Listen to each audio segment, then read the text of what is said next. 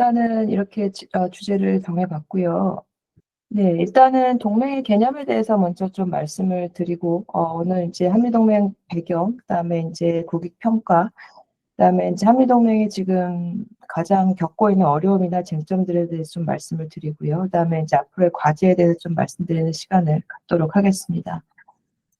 일단은 개관으로 이제 한미동맹에 대해서 좀 말씀을 드리면, 어, 아마 이제 2년 전이었죠. 이제 윤석열 정부 당시에 이제 한미동맹 이제 70주년 회의를 제가 워싱턴 가서 했던 기억이 나는데, 70년 넘게 유지되어 왔고요. 기본적으로 한미동맹이라고 하는 것은 이제 한국전쟁 이후에 북한의 군사적 도발을 막기 위해서, 특히 이제 당시로는 이제 재래식 도발을 막기 위한 수단으로서 이제 한미동맹이 체결되게 되었고, 당시 체결 과정에서 이승만 정부의 역할이 상당히 컸다라고 하는 것은 사실 주지의 사실이라고 이제 말씀드릴 수 있을 것 같습니다.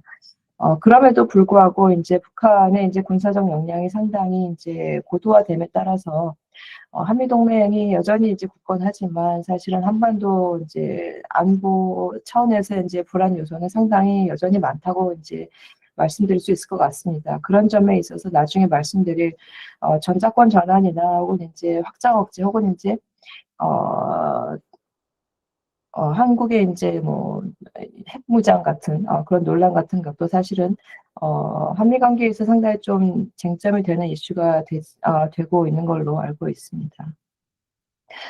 최근에는 특히 이제 윤석열 정부 들어서는 사실은 재래식 방어뿐만이 아니라 확장 억제도 이제 과거와는 다른 수준으로 상당히 고도화되었고, 지금 마스가가 이제 나와 있는데 사실은 그 이전부터 국방기술 협력, 그다음에 이제 바이든 윤석열 때 나왔던 것이 이제 집단 방어 개념이었거든요.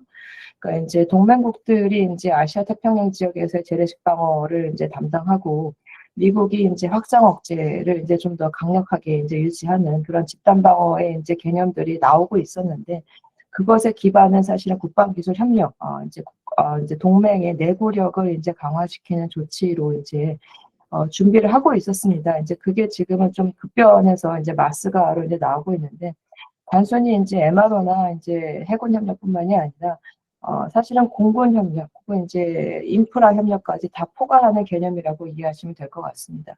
그 이외에도 사실은 경제 공급망 협력에 우리가 사실 이런 측면에 있어서 포괄적 전략 동맹으로 격상되고 있었다. 근데 사실 지금의 이제 한미 동맹은 그러한 기본은 있지만 양국 지도자의 정치적 의지가 상당히 좀 과거와는 다른 수준으로 변해가고 있는 게 아니냐라고 하는 상당히 우려 섞인 시선으로 한미동맹을 바라보고 있는 것도 사실입니다.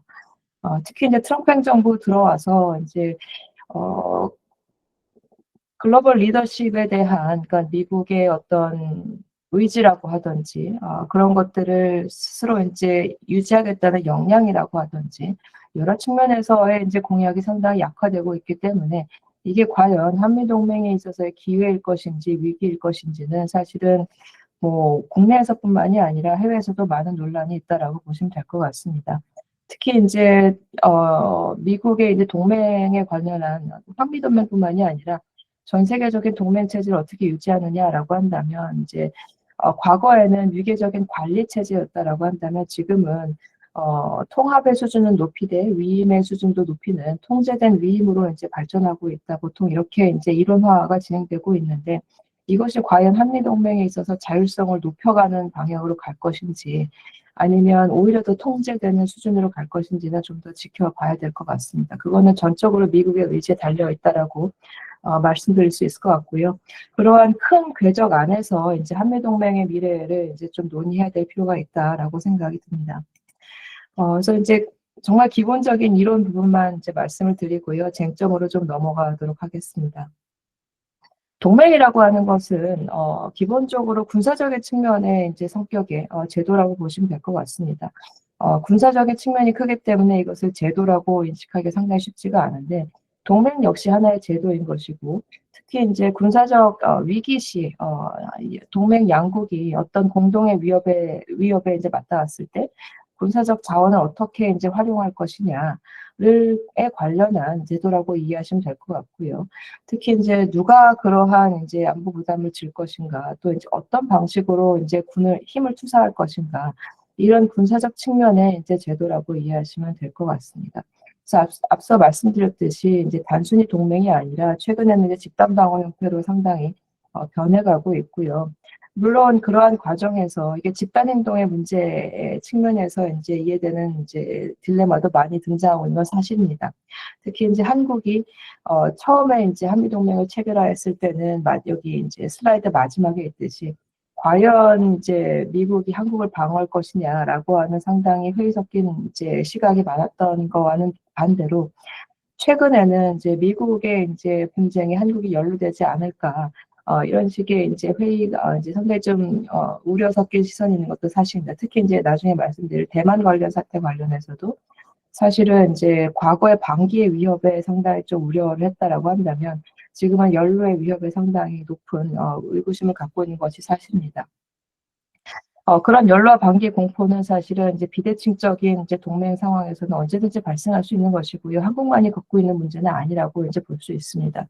또 이제 자율성 안보의 딜레마도 사실은 얼마만큼 우리가 이제 미국에 의지하느냐에 따라서 우리의 자율성은 이제 낮아지고 혹은 이제 우리가 의존도를 낮출수록 사실은 자율성이 높아지는 이런 메커니즘이라고 이해하시면 될 것 같습니다.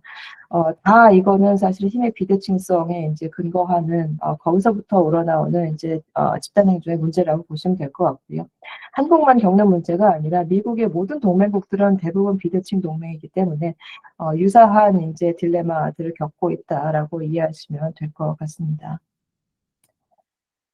그리고 이제 동맹을 체결하는 데 있어서는 결국은 관건은 이제 누구와 동맹을 체결하느냐, 그리고 이제 어떤 시기에 어떠한 이제 이익을 상정하고 이제 동맹을 체결하느냐의 문제인데 사실은 한국은 한 국가와만 사실은 역사적으로 한 국가와만 이제 동맹을 체결해 왔고 그게 바로 미국입니다. 일본과는 이제 군사 협력을 하고 있는 사이에 이제 동맹의 수준까지는 격상되기는 사실상 쉽지 않은 상황이고요. 한미일 협력에 대해서도 아까 이제 조영기 선생님께서 말씀하셨지만, 한미일 협력이라고 하는 것은 기본적으로 역사 문제라고 하는 것이 있기 때문에 아무리 높은 수준에 있다 이제 격상되더라도 사실 한미 관계 수준까지 올라가기 쉽지 않다라고 하는 게 이제 한일 관계에 이제서 얘기되는 부분이라고 이해할 수 있을 것 같습니다. 그런 동맹을 체결해서 이제 그럼 어떤 역할을 할 것이냐라고 하는 것들, 또 이제 어떤 목적을 가지고 이제 동맹을 체결할 것이냐라고 하는 것은 대부분 이제 균형과 편승 정도로 이제 나뉘어서 그 목적을 수행하고 있습니다. 균형이라고 한다면 한미동맹이 이제 상당히 이제 적합한 예라고 볼 수 있고요. 한국과 미국의 동맹을 통해서 북한에 대한 이제 대북 균형을 이제 추구한다. 이제 최근에는 이제 미국에서 나오는 목소리는 대중균형에 이제 좀 더 많은 활용을 해야 되는 게 아니냐. 라는 많은 논의가 있는 걸로 알고 있습니다. 이제 동맹 현대화의 이제 입장에서 봤을 때에는 그런 측면, 북한뿐만이 아니라 이제 중국 균형에 한미 동맹에 이제 활용돼야 되는 게 아니냐라고 하는 것이 이제 가장 큰 쟁점이라고 보실 수 있을 것 같고요. 만약에 거기에 합의를 한다면 우리가 조금이라도 이제 의지를 보인다라고 한다면 뭐 이제 미사일 배치에서부터 사실은 이제 서해 주변에 이제 기지 건설까지 많은 옵션을 미국이 고려하고 있다고 알고 있습니다. 그것이 사실은 이제 한미동맹의 가장 큰 목적이었고 대북 균형에서 이제 대중 균형까지 가는 부분이라고 보시면 될 것 같고요. 편성 같은 경우는 주로 이제 미일 동맹의 차원에서 의의되고 있다고 보시면 될 것 같습니다. 이 외에도 뭐 이론을 위한 시간은 아니니까 이걸 더 자세히 말씀을 드리긴 좀 그렇고요. 뭐 이제 아래 전방위 균형이라고 하든지 혹은 국내 정치적 정권 안정을 위한 편승 같은 이론도 있는데 이거는 주로 이제 약소국의 이제 동맹 전략이라고 보시면 될 것 같습니다. 저희 같은 이제 중견국이나 이제 강대국에 근접한 어, 동맹에 관한 이론은 아니고요. 약소국이 이제 자신의 정권 안보, 정권 생존을 위해서 이제 편승을 한다라고 하는 이론, 혹은 이제 국내 정치적인 정적과 이제 제휴하고 있는 국가와 오히려 이제 동맹을 맺음으로써 국내 정치적인 정적을 이제 대내적으로 이제 균형을 한다라고 하는 이론들이 랄슨이나 데이빗에 의해서 이제 좀 많이 제기된 바가 있습니다. 근데 이거는 사실은 아시아 맥락보다는 이제 동구권 유럽, 예전에 이제 소련이나 동구권 국가들 간의 이제 관계 속에서 나온 이론이라고 보시면 좋을 것 같습니다. 그래서 이제 동맹에 관해서도 사실은 한미 관계뿐만이 아니라 미국과 이제 소련의 다른 과거 이제 과거 소련의 역사적 사례에서도 많은 이론들이 있다. 이런 것들로부터 사실은 저희가 배울 것도 많다라고 하는 것들을 좀 말씀드리고 싶었습니다. 예, 그래서 이제 한미동맹으로 본격적으로 말씀을 드리면 사실은 한미동맹이 왜 졌느냐. 물론 이제 한미동맹의 이제 시각에서 보면은 사실 그 맥락에서 보면은 이제 전쟁 직후에 저희 이제 한국의 이제 이승만 정권의 이제 취약성, 그다음에 이제 그것을 상쇄하기 위한 이제 수단으로서의 한미동맹의 필요성, 이런 것들이 이제 많이 강조가 되었고, 근데 사실은 미국의 전략에서 봤을 때 이제 좀 더 이제 명확한 미국의 동맹 전략을 알 수 있을 것 같아서 그 부분을 좀 말씀드리려고 합니다. 미국의 대전략, 2차 세계대전 이후의 미국의 대전략을 생각을 해 보신다면은, 이제, 어쨌든 2차 세계대전 이후의 승전국으로서, 또 이제 영국으로부터 바톤을 이어받은 이제 패권국으로서, 전 세계 전략을 만들 수밖에 없었고, 이제 이 고립주의 전략에서 탈피할 수밖에 없는 상황이 온 거죠, 이제.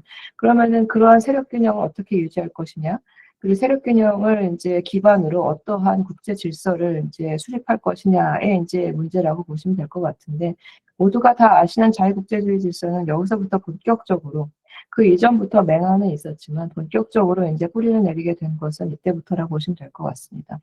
그래서 이제 2차 세계대전의 승전국으로서 태평양 전쟁과 이제 유럽 전구에서의 전쟁을 모두 승리로 이끈 미국에서 봤을 때에는 양 전구에서 모두 우호적인 세력 균형, 미국이 패권국은 아니지만 제국은 아니기 때문에 우호적인 세력 균형을 유지하기 위한 동맹국들이 필요할 수밖에 없었고, 또 당시에는 냉전의 시작, 또 이제 소련이라고 하는 공산주의 세력이 확장을 막기 위한 동맹국들의 역할이 상당히 중요했다라고 보시면 될 것 같습니다.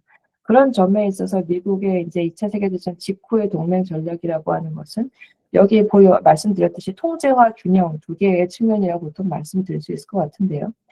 균형이라고 하는 것은 당연히 이제 아시아나 유럽 전구에서 공산주의 확장을 막고자 하는, 동아시아 같은 경우는 이제 소련이겠죠. 당시로서는 소련의 이제 남하와 이제 확장을 막고자 하는 그 균형 정책의 일환으로서 동맹이 필요했었고, 또 당시로서는 이제 장개석이나 이제 이승만 정권의 북침 통일의 의지가 상당히 컸기 때문에 그러한 이제 동맹국들의 의지를 약간 통제할 수 있는 기제로서의 이제 동맹도 필요했다라고 미국 사료에서는 나오고 있습니다. 그래서 통제와 균형이다라고 하는 것이 이제 절묘하게 맞아떨어진 것이 이제 동맹 체제라고 이제 말씀드릴 수 있을 것 같고요. 이건 한국과 대만뿐만이 아니라 사실 일본에 관해서도 당시에 이제 2차 세계대전 이후에 일본을 어떻게 군국주의 세력에서 이제 현상 유지 세력으로 이제 주저앉힐 수 있을 것이냐라고 한다면 결국은 동맹 체제가 필요할 수밖에 없지 않았느냐라고 하는 것들이 이제 미국의 시각이었다고 볼 수 있을 것 같습니다.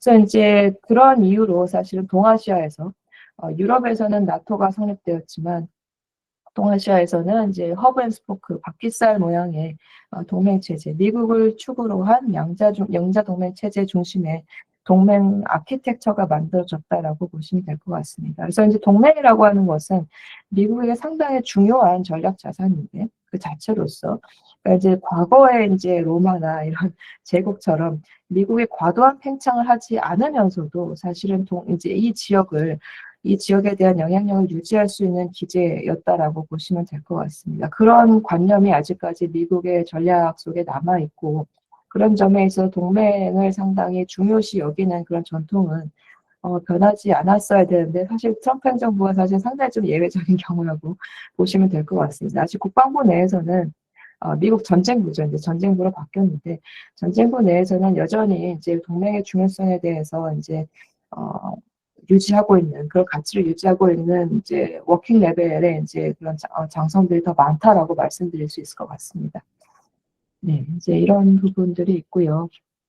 또 한미동맹 쪽으로 이제 좀 더 시각을 좁혀서 생각을 해보면, 어쨌든 아까 말씀드렸듯이 애초에 이제 한미동맹이라고 하는 것은 뭐 이승만 정권의 역할이 상당히 컸지만, 미국의 시각에서 봤을 때는 일방적인 북진 가능성을 차단한다고, 이게 다시 말하면은 미국이 한국 전쟁을 빠져나온 지 얼마 안 됐는데 또다시 전쟁에 연루될 수 없다라고 하는 미국의 의지라고 보시면 될 것 같습니다. 당시로서는 나중에 나오겠지만 이제 아이젠하워 독트린, 뭐 이제 뉴욕 정책, 뭐 이제 여러 가지 미국의 축소 정책이 나오는 시기였기 때문에 다시 한번 미국이 동아시아에서의 전쟁에 연루되긴 상당히 어려운 상황이었다. 그런 점에 있어서 동맹을 체결하는 것은 국내 정치적으로도 국내 경제 쪽으로도 상당히 중요한 이유였다라고 이해하시면 될 것 같습니다.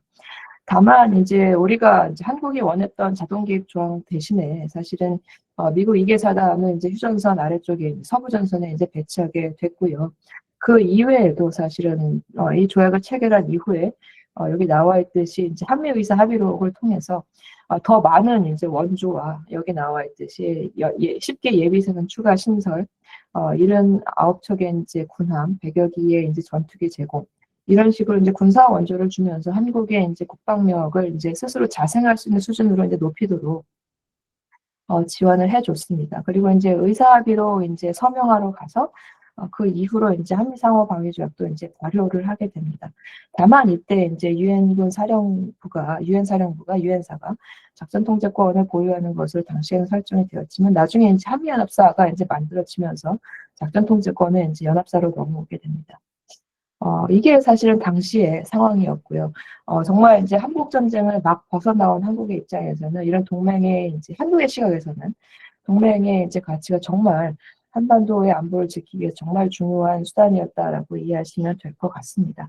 근데 이제 중요한 것은 이제 그런 2차 세계대전 이후에 생겨났었고 냉전을 지나서 탈냉전을 지나서 사실은 뭐 이제 9.11이라고 하는 정말 이제 팔당국 시대를 지나서 지금까지도 한미동맹이 유지되고 있다라고 하는 것은 상당히 의미심장하고 이제 전략사에 있어서 상당히 좀 미래를 찾기 어려운 사례라고 보시면 될 것 같습니다. 그래서 앞서 말씀드렸듯이 이제 체결 직후에는 제가 말씀드렸던 그 아이젠하워 뉴욕 정책에 의해서 전술핵이 한반도에 배치되게 됩니다. 당시로서는 뭐 이제 60년대까지는 거의 이제 1000여 개 정도의 전술핵이 한반도에 있었다고 이제 기록이 되어 있고요. 그런 시설도 이제 지어졌었고요.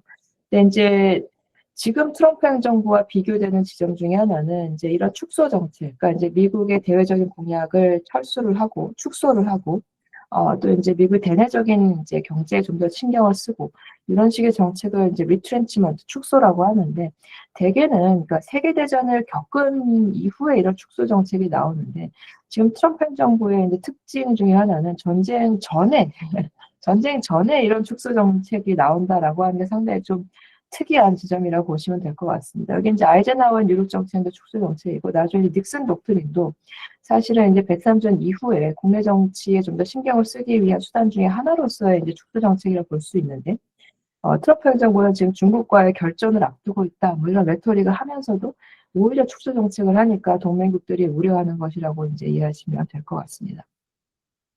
그래서 뉴욕 정책 차원에서 이제 한반도 전술핵 배치가 이제 시작되었고요. 당시에도 이제 닉슨 때와 마찬가지로 더 많은 동맹국들의 안보 분담과 이제 주한미군 2개 사단 감축 이런 식의 논의가 있었고, 네, 물론 이제 바로 이런 것들이 이제 첨령된 다음에 이제 소련의 스푸트니크 모먼트라고 하는 인공위성이 발사되었고, 쿠바 협령이 일어났고, 공산주의 세력이 이제 급격하게 확장되자 뉴욕 정책은 이제 조금 철회가 되긴 합니다. 그렇지만 미국이 언제든지 자국 경제나 자국의 이익을 위해서 공약을 철수할 수 있다라고 하는 것을 보여줬다라고 하는 게 뉴욕 정책의 특징이라고 보시면 될 것 같습니다. 그래서 그 이후에 한반도에 이제 전술핵이 배치되게 되었고요. 60년대 중반 950기까지 수송되었고 90년대 초반에 이제 전수 이제 철수하게 됩니다. 한반도에 배치된 이유 중에 하나는 어쨌든 재래식 전력을 감축하기 때문에 그 공백을 메우고 대규모 북한의 재래식 침공에 이제 대응하기 위한 수단으로서 사실은 이런 이제 전술핵이 배치되었습니다. 78년에는 이제 아까 말씀드렸듯이 소련과 중국의 이제 유엔사 이제 해체 뭐 이런 논의가 이제 유엔에서 상당히 많이 진행이 되었기 때문에 그것에 대비해서 사실 연합사가 만들어지게 되었고 연합사로 이제 작전 통제권이 이양되게 됐습니다. 그 이후로 유엔사는 이제 지원과 협조 관계 설정했고 이제 전후 이제 냉전 관리만 하는데 좀 더 포커스를 두는 이제 제도로서 남아있게 되었습니다. 그런 냉전기에는 이제 이런 일련의 이제 사건들에서 보실 수 있듯이 한국이 아직까지 국방력이 완전하지 지금도 사실 부족한 부분이 상당히 많지만 부족한 국방력 차원에서 미국의 이제 공약의 철수가 어떻게 이제 한국 안보에 이제 우려를 줄 수 있을 것이냐, 북한의 안보를 북한으로부터의 위협을 어떻게 막아낼 수 있을 것이냐라고 하는 의문이 상당히 컸던 위협 인식이 상당히 컸던 이제 시기라고 보시면 될 것 같고요. 앞서 말씀드렸던 이제 방기의 위협이 상당히 컸던 시기라고 보시면 될 것 같습니다. 이게 지금 연합방위 태세고요. 그러니까 이제 연합사가 이제 작전 통제권을 갖고 있기 때문에 유엔사는 합참의장 아래에 이제 존재하게 되었고요. 양 대통령 아래로 이제 국방장관과 합참의장, 그다음에 그 각급별로 이제 협의회, 이제 안보협의회와 군사위원회가 존재를 하고요. 검정색 이제 선은 이제 각권 지휘 체계, 빨간색 선은 이제 병력 제공의 이제 메커니즘을 보여드리고 있습니다. 그다음에 이제 점선은 이제 전략 지시, 작전 지침이 이제 각급별로 존재하고 있다라고 하는 걸 말씀드리고 있고요. 전시에는 연합사를 중심으로 이제 전쟁이 진행되고 나중에 유엔사는 좀 이따 말씀드리겠지만 이제 후방 지원의 역할을 일본에서 이제 일본으로부터 진행되고 있는 것을 이제 지휘하는 역할을 하고 있다라고 보시면 될 것 같습니다. 상당히 이제 중요한 이제 구도인데 이것에 대한 오해가 많아서 사실은 뭐 이제 유엔사를 해체하라 뭐 이제 진보 진영에서는 이런 말을 하는데 절대 해체하면 안 되는 오히려 강화하려고 했던 특히 이제 윤석열 정부 때는 유엔군 사령부도 이제 역할을 좀 더 강화하고 미국 역시 유엔사는 여러 가지 상당히 여러 가지 조직체 중에 하나지만 결코 이제 무시할 수 없는 역할을 하는 특히 한반도 전구에서는 상당히 중요한 역할을 하는 기구라고 이해하고 있습니다. 그래서 한미 간에는 유엔사나 이제 뭐 한미 연합사는 뭐 나중에 이제 미래사로 이제 전환이 되겠지만 유엔사의 중요성은 이제 상당히 중요하다라고 보시면 될 것 같습니다. 네, 그래서 탈냉 전기에는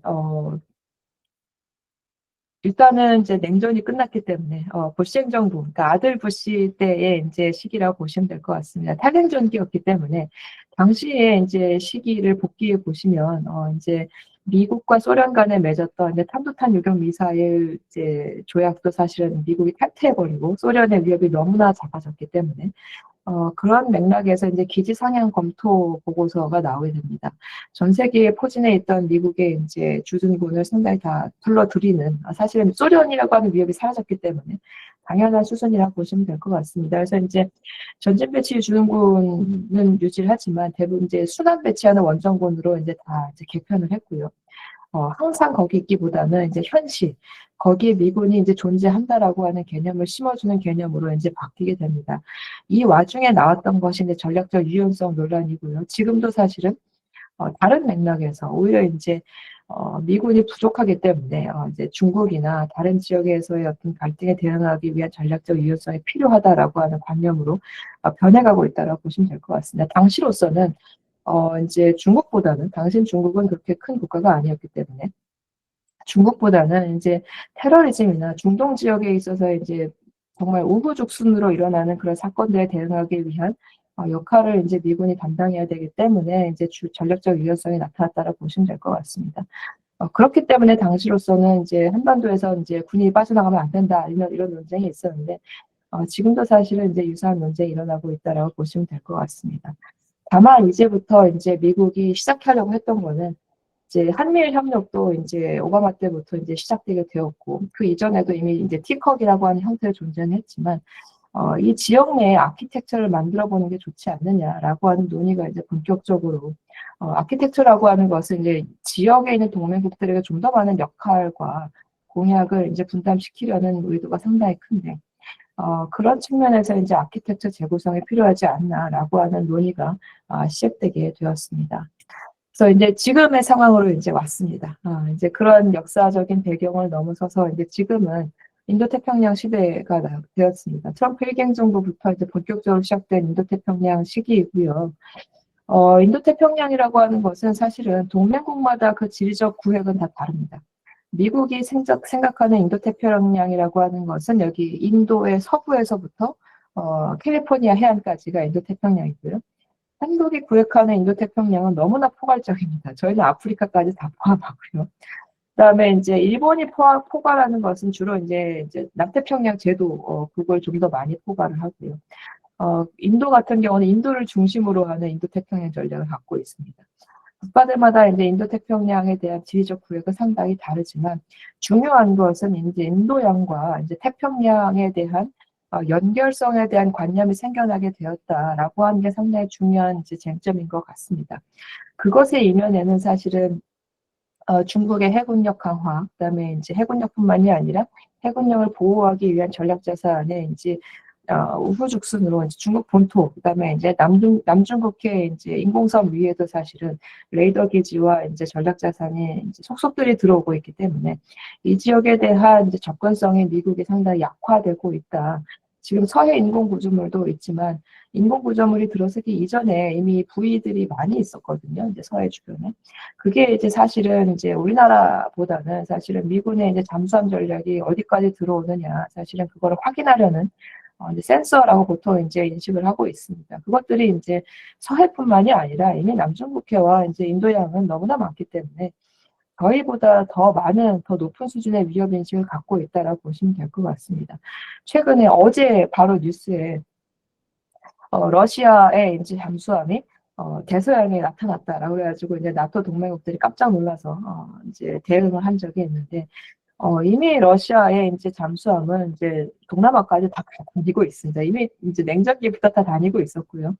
근데 지금은 더 이제 심각한 것은 러시아와 중국의 군사적인 전략적 협력이 높아지면서 같이 다니고 있다라고 하는 게 더 문제라고 보시면 될 것 같습니다. 특히 이제 인도양에는 중국의 해군력이 너무나 확장되고 있기 때문에 그런 점에 있어서 이제 냉전기에 이제 설치되었었던 이제 잠수함을 탐지하는 해저 센서들을 인도가 다시 이제 설치하고 있는 미국과 일본도 같이 협력해서 하고 있는 걸로 알고 있는데 그런 수준이라고 보시면 될 것 같습니다. 그래서 이제 단순히 군사적인 측면뿐만이 아니라 그런 군사적인 이제 이니시티브를 놓치게 되면 사실은 일상에서의 가장 중요한 것은 이제 해상교통로거든요. 사실은 무역, 이제 항선이 달 수 있는 그런 자유인데, 그것까지 위협받고 있는 상황이다라고 보시면 될 것 같습니다. 특히 이제 대만 사태 같은 경우는 한국과 일본에게도 직결되는 상황이기 때문에 모두가 우려하는 상황이다라고 보시면 될 것 같습니다. 그런 점에 있어서 이제 인도 태평양 전략이 나오게 되었고, 한국도 이제 윤석열 정부 당시에 인도태평양 전략을 만드는 게 한국의 이제 국격과 역량에 맞는 전략이 아니냐라고 하는 이제 생각에서 이제 만들게 되었는데 상당히 의아스러운 게 지금 미국과 한국, 일본 그 어느 나라도 정권이 바뀌었는데 인도태평양 전략이 나오고 있지 않습니다. 상당히 좀 우려스러운 상황인 거고, 뭐 미국 쪽 같은 경우는 지금 NDS 국방 전략 나오면 뭐 이제 그 이후에 이제 여러 가지 이제 뭐 GPR이라고 하든지 인텔 전략이 나온다고는 하는데 좀 두고 봐야 될 것 같습니다. 아직까지는 인텔이라고 하는 말을 국방부에서 이렇게 많이 쓰지는 않고 있고, 오히려 아테라고 하는 말을 쓰든지, 이스트에이시아, 동아시아 하는 말을 좀 더 축소적인 단어를 많이 쓰고 있어서 좀 더 두고 봐야 될 상황이라고 보시면 될 것 같습니다. 이제 나머지 동맹국들은 미국의 시그널을 항상 따르기 때문에, 사실은 동맹국들도 이제 어떻게 이제 대응할 것이냐라고 하는 것도 이제 좀 더 논의해야 될 부분이 아닌가 생각이 듭니다. 지금 같아서는 사실은 국제회의에서 나오는 얘기들은 미국이 그런 얘기를 하지 않더라도 동맹국들끼리는 인태 전략을 만들어야 되는 게 아니냐라고 하는 논의가 있는데 그 부분도 사실은 좀 두고 봐야 될 부분인 것 같습니다.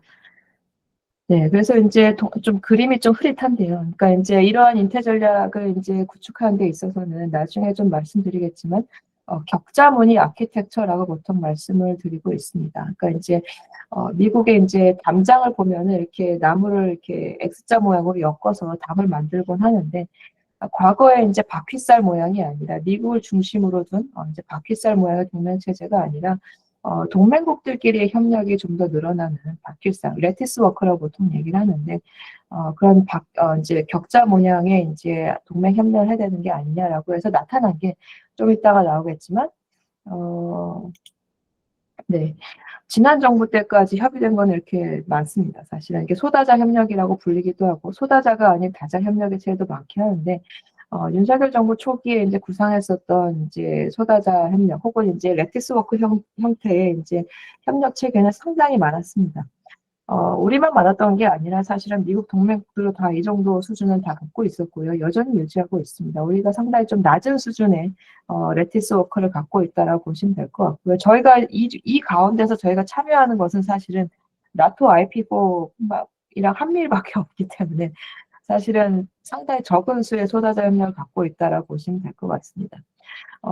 소다자 협력 같은 경우 가장 활발했던 국가는 사실 일본과 인도라고 말씀드릴 수 있고요. 보시면 알겠지만 일본과 인도는 모든 소다자 협력에 다 들어가 있습니다. 영국뿐만이 아니라 뭐 영국은 이제 대서양 국가니까 인태와 그렇게 직접적인 관련은 없지만 대부분 쿼드 국가들의 경우는 대부분 모든 이제 소다자 협력에 다 들어가서 중첩적으로 모든 영역에서 협력을 하고 있다라고 보시면 될 것 같습니다.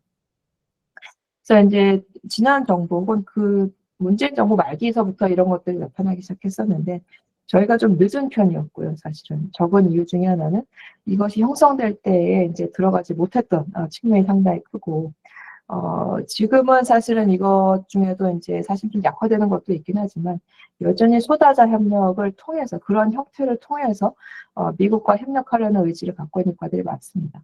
또 최근에는 약간 좀 다른 이제 국면 중에 하나가 미국의 이제 국제사회에 대한 공약이 상당히 약화되고 있기 때문에 미국을 인도태평양 영내에 이제 묶어두기 위한 수단으로서 이제 소다자 협력이 활용되고 있다는 점을 좀 말씀드리고 싶습니다. 우리나라는 오히려 이걸 안 하려고 하는데 다른 국가들은 미국 인태 지역에 묶어두기 위한 수단으로 사실은 소다자 협력에 활성화시키고 미국을 계속해서 유지시키고자 하는 그런 의지를 보이고 있다라고 말씀드릴 수 있을 것 같습니다. 그래서 한미동맹의 현안으로 넘어가면 뭐 가장 중요한 것이 이제 NCG라고 말씀드릴 수 있을 것 같습니다. 사실 이제 NCG가 이제 시작되게 된 이유 중에 하나는 이제 지난 윤석열 정부 때 윤석열 대통령이 한국도 핵무장을 할 수 있다라고 발언을 해서 워싱턴 내부에서 이제 깜짝 놀라서 한국이 그렇게 생각하는 거구나 알고 있었지만 이런 식의 이제 발언이 나왔다는 걸 상당히 좀 놀랐고 그 이후에 이제 워싱턴 선언으로 이어졌고 이제 NCG가 창설되었다라고 이제 급물살을 탔다라고 말씀드릴 수 있을 것 같습니다. 그 이후에 사실은 이제 핵협의부 그룹이 나오면서 국내외에서도 사실은 핵무장에 관한 연구와 논문들이 상당히 많이 나왔고요. 해외에서 상당히 많이 나왔습니다. 저도 사실은 하나 이제 서베이를 통해 실험 연구를 통해서 하나 이제 할 정도로 논문 하나 이제 썼을 정도로 이제 모든 국제 정치학자들이 사실 핵무장에 관한 논문을 하나씩 갖게 되는 계기가 되었는데 이 핵무장 여론이라고 하는 것은 사실은 북한의 이제 그런 위협이 고도화되었고 또 이제 윤석열 대통령 발언 때문에 좀 더 주목을 많이 받은 측면이 있지만 예전부터 있어 왔습니다. 이제 그 시계열 데이터를 보면은 이미 냉전기 70년대부터 사실 핵무장 여론의 필요성에 대해서는 우리나라 국민들은 상당히 크게 갖고 있었고요. 다만 이제 지금 이제 북한의 위협 때문에 좀 더 이제 주목을 많이 받는 수준이라고 보시면 될 것 같습니다. 다만 이제 핵협의 그룹이 나왔고 확장 억제의 공약이 상당히 미국 입장에서 높아졌음에도 불구하고 여전히 이제 핵무장은 해야 된다. 특히 이제 트럼프 행정부 들어와서 이런 여론이 많아지고 있는 게 사실이고 미국도 사실은 트럼프 때문에 이런 여론이 더 높아질 거다라고 예상은 하고 있습니다. 그래서 이거를 미국이 트럼프 행정부가 어떻게 받을지가 상당히 좀 고민인데 확장 억제의 틀에서 그렇게 크게 벗어날 것 같지는 않습니다. 그 이유 중에 하나는 여기 나와 있지만 이제 핵을 보유하고 있는 영국과 프랑스 역시 미국의 확장 억제의 안에 있습니다. 이제 우리만 받는 핵이 없기 때문에 받는 것이 아니라 미국 핵을 갖고 있는 동맹국들도 여전히 핵 확장 억제 협력을 하고 있기 때문에 우리라고 해서 예외적으로 핵을 허용하겠다라고 하는 정책이 나올 가능성은 전통적인 미국의 외교 정책 이제 사고에서는 나올 수가 없다. 근데 이제 트럼프 행정부는 워낙 예외적이기 때문에 저희가 어떻게 설득하느냐가 상당히 중요하다라고 보시면 될 것 같습니다. 그래서 이제 나토 같은 경우는 저희가 이제 이 모델을 상당히 부러워하는데 핵공유 체제라고 해서 이걸 상당히 부러워하는데 이것도 사실은 정말로 유럽과 핵을 공유하는 것이 아니라 미국이 갖다 놓은 핵 혹은 이제 미국이 가져올 핵을 어떻게 효과적으로 실행하느냐에 관한 훈련에 관한 것이 핵공유 체제라고 보시면 될 것 같습니다. 결국 마지막 버튼은 이제 미국이 누르는 체제이고요. 거기까지 협의 과정에 좀 더 동맹국들, 나토 동맹국들의 영향력이 이제 좀 더 많은 수준이 이제 핵공유 체제라고 보시면 될 것 같습니다. 한반도 같은 경우는 이제 비핵화, 한반도 비핵화라는 기조가 상당히 크기 때문에 특히 북한 때문에 그렇죠. 그리고 한국도 이제 핵 개발했던 전력이 있기 때문에 한반도 핵 비핵화라고 하는 기조 하에서 확장 억제가 이제 유지되고 있다라고 보시면 될 것 같습니다. 트럼프 대통령이 한국도 핵을 가질 수 있다라고 발언을 했지만 사실은 실질적으로는 만약에 한국이 핵을 보유하게 된다면 일본도 핵을 가지게 할 것이고 호주도 핵을 가지게 할 것이고 모두가 이제 잠재적인 핵 레이턴시를 갖고 있는 상황에서 그런 발언을 하는 것은 사실은 상당히 미국 입장에서도 미국이 가장 중요하게 여기는 그 비확산 규범 체제를 어기는 것이기 때문에 쉽지는 않을 것이다라고 보시면 될 것 같습니다. 그래서 이게 사실은 제가 썼던 논문 중에 하나인데 그 동맹국에 대한 확장 억제 주요 수단은 이렇게 되고 있습니다. 영국과 프랑스는 독자적 핵력을 갖고 있음에도 불구하고 확장 억제를 받고 있고요. 그 외에 나토 동맹국들은 이제 핵 공유 체제, 전술핵이 배치되는 상황이지만 그것의 운영은 사실은 이제 미국이 하고 있고요. 그 나머지 이제 이중용도 항공기 같은 경우는 사실은 얼마나 확장 억제를 효율적으로 이제 딜리버리 하느냐에 대한 훈련이라고 보시면 될 것 같고. 한국은 핵협의 그룹, 그다음에 일본 같은 경우는 확장 억제 대화, 호주 같은 경우는 이제 어커스로 이제 지금 어, 지정학적인 특징상 어커스가 더 필요하다라고 이제 호주는 그리고 미국은 느끼는 것 같습니다. 근데 이제 최근에는 이제 일본이, 그러니까 이제 이것도 사실은 윤석열 정부 때 나왔던 얘기지만 한미일 핵 확장 억제를 만들어야 되는 게 아니냐라고 하는 논의도 있었는데 당시로서도 그거는 너무나 좀 시기상조의 이제 논의였다라고 마무리 짓고 넘어갔던 것 같습니다. 근데 최근에 이제 일본이 어, 북한뿐만이 아니라 사실은 중국의 핵위협이 상당히 커지고 있기 때문에 삼각 핵장 억제 체제를 만들어야 되는 게 아니냐라고 하는 논의가 이제 정말 빈번하게 이제 나오고 있습니다. 그래서 이제 그 부분도 사실은 미국이 이 지역에 특히 이제 대중국 견제의 측면에서 봤을 때에는 불가능하지 않지 않냐 이런 수준의 이제 논의라고 보시면 될 것 같습니다. 예, 그래서 이제 그게 왜 다르냐라고 하는 측면을 보면은 동아시아 비핵동맹국들에 대한 확장 억제랑 국제서양 지역기구의 확장 억제라고 하는 것은 애초에 그러니까 이제 나토라고 하는 체제로부터 나오는 그런 패스 디펜던시가 상당히 크다라고 보시면 될 것 같습니다. 이미 나토는 그러니까 이제 헌장 5조에 의해서 이제 집단 방위의 개념이 이제 뿌리 있게 자리 잡고 있는 반면에 양자 동맹 체제가 유지되고 있던 동아시아 같은 경우는 사실은 집단 방위라고 하는 개념이 없기 때문에 여기에 핵 확장 억제 혹은 이제 핵 공유를 허용하는 핵 공유를 허용하는 혹은 핵무장을 허용하는 식의 조치가 상당히 쉽지 않다. 또 미국이 항상 이제 변명을 하는 부분 중에 하나는 지리적인 특성상 여기에 전술을 갖다 놓거나 이제 혹은 동맹국들의 핵무장을 허용하는 것이 오히려 더 이 지역 안보에 위협이 된다. 다시 말해서 이 지역에 주둔하고 있는 미군에 더 위협이 된다라고 하는 게 미국의 인식이라고 보시면 될 것 같습니다. 여기 이제 핵무기 배치 위치 부분에 이제 동아시아 쪽에는 수중 핵억제라고 나와 있는데 지상에 이제 핵무기를 배치하기보다는 그러니까 이제 쉽게 말하면 잠수함에 싣고 다니는 게 오히려 미군에게는 동맹국에 더 안전하고 이제 좀 더 이제 대중국 견제에 좀 더 효과적이라고 하는 인식을 갖고 있기 때문에 지상에 핵무기를 갖다 놓는 조치는 상당히 쉽지 않다. 물론 이제 중거리 미사일이나 이런 것들을 지금 일본에 갖다 놓고 있지만 핵에 관해서는 사실은 쉽지 않다라고 하는 게 이제 미국의 입장이라고 보시면 될 것 같습니다. 예, 이런 것들을 바탕으로 사실은 이제 한미동맹이 이제 더 넓혀지고 있고, 아까 말씀드렸던 그런 격자무늬 협력이다라고 하는 게, 지금 미국의 기조였습니다. 근데 사실은 트럼프 행정부가 얼마나 이 격자무늬 협력에 대해서 전향적일지 적극적인 모습을 보일지는 사실은 좀 아직까지 지금 들어선 지 거의 10개월이 다 돼가는데, 한미일 협력이나 뭐 이제 인텔, 쿼드 뭐 이런 부분에 있어서 사실은 정상회담이 되었어야 되는데 사실은 이제 다 국무부 장관급 회의로 이제 사실 좀 격화된 측면이 있어서 얼마만큼의 이제 커미트먼트를 보여줄 것이냐 좀 아직까지는 이제 미지수인 것 같습니다. 지금 다 뭐 미국 쪽에서는 지금 무역 전쟁이 더 중요하다 뭐 이렇게 얘기를 하지만 결국 대중국 견제가 제일 중요한 것인데 안보적에서는 그쪽에 있어서는 오히려 중국에게 오히려 더 이제 어커머데이티브한 태도를 보이는 게 아니냐라고 하는 평가가 오히려 주류이기 때문에 사실은 앞으로 이게 어떻게 진행될지는 좀 두고 봐야 될 것 같습니다. 애초에 계획은 그러니까 이제 지난 정부 때 이제 지난 바이든 행정부 때 저희는 윤석열 정부 때 나왔던 논의는 통합 억제였습니다. 그러니까 이제 이거는 나중에 AI와도 연결되는 부분 중에 하나인데 쉽게 말하면 모든 ISR과 이제 C2를 다 통합하는 체계로 가는 것이 미국이 지향하는 지점이라고 보시면 될 것 같습니다.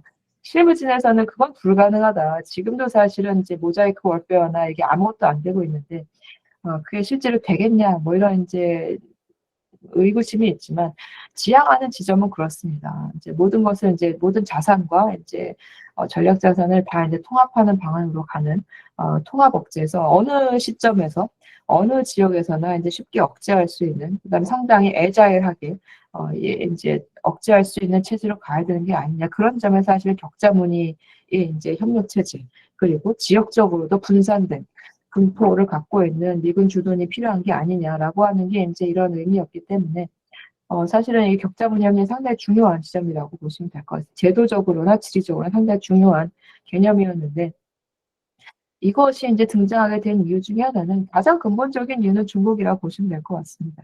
그리고 이제 여기에 한국 문제도 빠질 수가 없는 게 정말 지난 3년간 정말 지난하게 논의되었던 것 중에 하나가 대만과 한반도의 갈등의 동시성이다라고 하는 것인데 대만 사태가 일어났을 때 북한이 가만히 있을 것이냐라고 하는 질문. 뭐 중국 쪽 학자들은 북한은 가만히 있을 것이다라고 항상 얘기하지만 그거는 중국의 이제 생각인 거고. 그러니까 대만이나 이제 일본이나 미국인의 입장에서 봤을 때는 이런 대만 사태가 일어났을 때 북한이 기회주의적인 도발을 안 할 가능성은 낮다.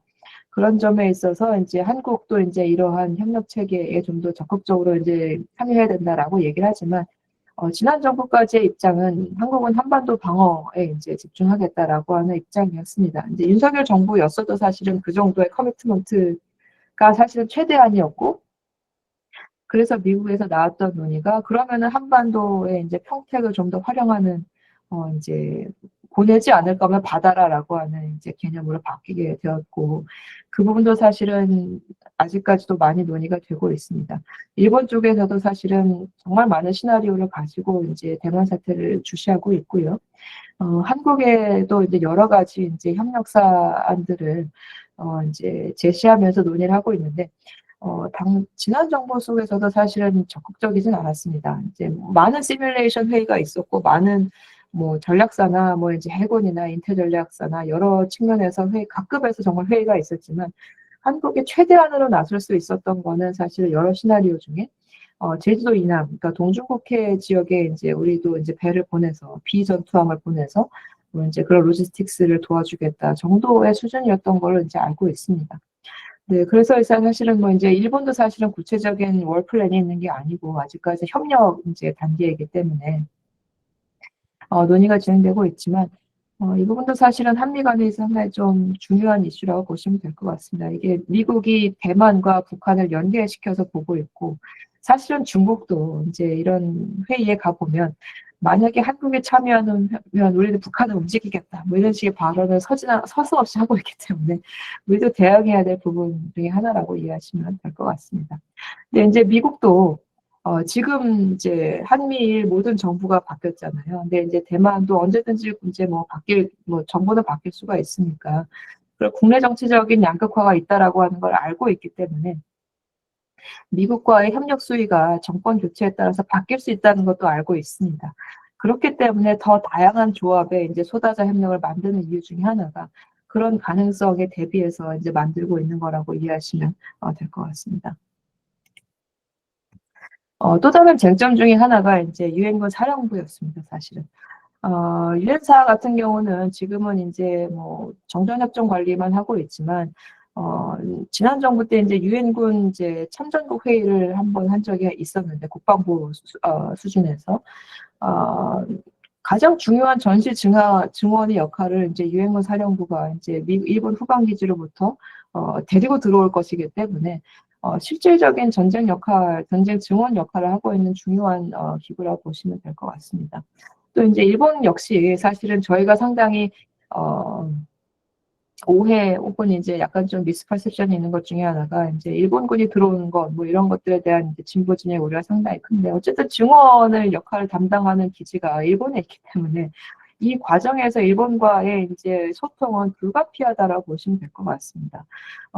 유엔사와 일본이 체결한 주둔지 지휘 협정에 따라서 주 일본 미해군 공동대지 요코스카나 이제 이런 것들이 다 활용될 것이기 때문에 결국은 일본 역시 상당히 고민이 많은 지점이라고 보시면 될 것 같습니다. 우리가 그러면 유엔사에 이제 참여하는 참전국들과 어떤 조약을 맺고 이걸 운영해야 되느냐에서부터 나중에 이거를 증원했을 때 어떻게 한국으로 보낼 것이냐의 역할까지 사실은 일본도 고민이 많은 지점이라고 보시면 될 것 같습니다. 누가 들어오느냐, 유엔사에 회원국이 되느냐뿐만이 아니라 일본이 사실은 로지스틱 입장에 상당히 좀 쉽지 않은 역할을 해야 되는데 그 부분에 있어서도 사실은 한일 간에 항상 소통을 해야 되는 게 아니냐라고 하는 게 제 생각입니다.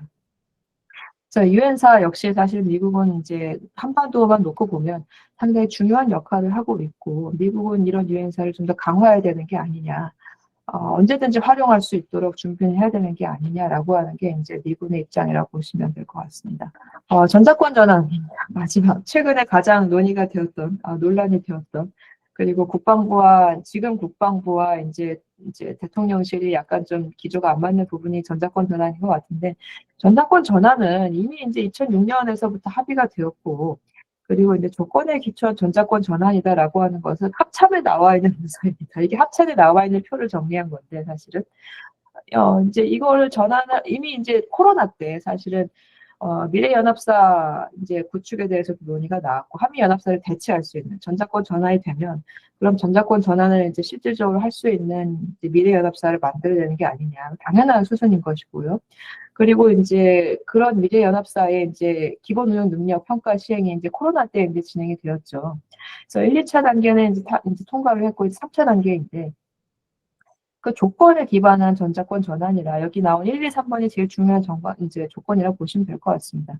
연합방위 능력 주도를 위한 군사적 능력, 그다음에 이제 포괄적인 북한 핵미사일 대응 능력 확보, 그다음 세 번째 안정적인 전자권 전환에 부합하는 한반도 및 영내 환경, 안보 환경 형성 이 세 가지인데 사실은 그러니까 이제 어, 주한미군이나 이제 인태사령부에서 이제 걱정하는 것은 2번이라고 보시면 될 것 같습니다. 그러니까 이제 북한의 이제 핵 미사일 고도화에 맞추어서 그럼 한국이 지금 갖고 있는 역량으로 가능하냐. 이게 무슨 이제 미사일 방어 체계를 뿐만 아니라 미사일 방어 체계가 가능하려면 우주 전력이 제일 강해야 되거든요, 사실은. 센서와 이제 인공위성과 군사위성인 거죠. 이런 역량이 지금 한반도에 떠 있는 미국과 중국 것의 위성에 버금갈 만큼 역량이 되느냐라는 거 사실. 그리고 그것이 인터사령부와 얼마나 연동이 되느냐라고 하는 문제인데 아직까지는 많이 부족한 것 같습니다. 그래서 이제 그 부분에 있어서 그러니까 이제 이게 뭐 되느냐 안 되느냐 이제 내셔널리즘의 그런 감정에 치우칠 문제가 아니라 실질적으로 역량을 갖춰야 되느냐 그리고 그럴 준비가 되어 있는 예산이 되어 있느냐의 문제인데 어, 지금 현 정부 국방부 장관도 이제 좀 알고 있는 것 같은데 많은 예산이 필요하다라고 이제 얘기하는 거 보면은 이 전작권 전환의 이제 실질적인 그런 이제 도전이라고 하는 것은 예산과 이제 저희 국방부 얼마나 빨리 준비할 수 있느냐라고 하는 것. 그 부분에 이제 상당히 좀 방점이 있다는 걸 알게 된 것 같습니다. 그래서 이제 이거를 뭐 이제 5년 안에 뭐 이제 환수하겠다 뭐 이런 건 상당히 좀 야심찬 것 같고요. 그게 우리나라 안보에 좋은지는 잘 모르겠습니다. 이제 다만 이것이 이제 전체적인 미국 안보 아키텍처에서 미국이 또 얼마나 허용할 것인가의 문제도 사실은 좀 회의적이라고 저는 보는데 좀 두고 봐야 될 문제인 것 같습니다. 네, 그래서 마지막 전망만 말씀드리고 이제 마치도록 하겠습니다. 그래서 앞서 말씀드렸듯이 많은 현안이 있고 사실은 한국도 사실은 과거에 비해서는 정말 많은 능력을 갖추고 있고 동북아시아에서의 안보를 이제 재래식 측면에서는 스스로 이제 담당할 수준까지 많이 올라오긴 했지만 이제 동맹이라고 하는 것은 예전에 트럼프 행정부의 1기 행정부 때 이제 많은 장성들이 트럼프에게 이제 동맹의 개념을 설명해 주기 위해서 이렇게 설명을 했다고 하는데요. 동맹은 보험이다.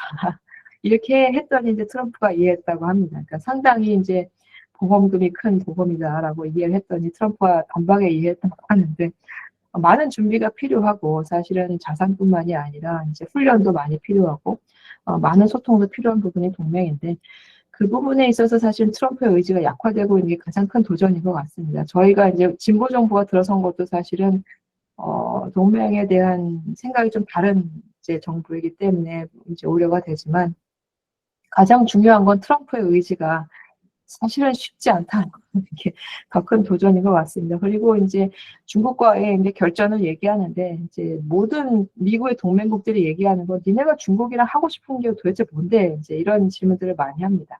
말로는 상당히 강하게 얘기하지만 행동으로는 사실 중국이 그렇게 강하게 하고 있지 않기 때문에 그럼 중간에 낀 동맹국들은 어쩌란 거냐 이런 식의 이제 논의가 지금 최근에 정말 많이 나오고 있습니다.